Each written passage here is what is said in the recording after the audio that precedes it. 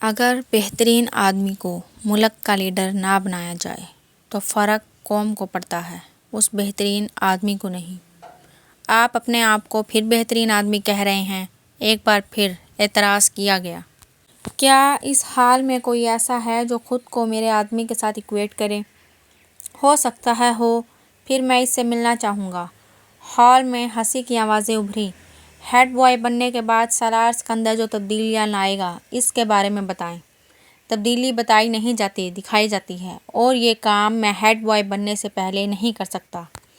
چند اور سوال کیے گئے، پھر اسٹیج سیکرٹری نے حاضرین میں سے ایک آخری سوال لیا۔ وہ ایک سری لنکن لڑکا تھا جو کچھ شرارتی انداز میں مسکراتے ہوئے کھڑا ہوا۔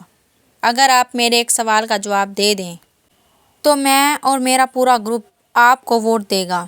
سالار اس کی بات پر مسکرایا۔ جواب دینے سے پہلے میں جاننا چاہوں گا کہ آپ کے گروپ میں کتنے لوگ ہیں؟ اس نے پوچھا۔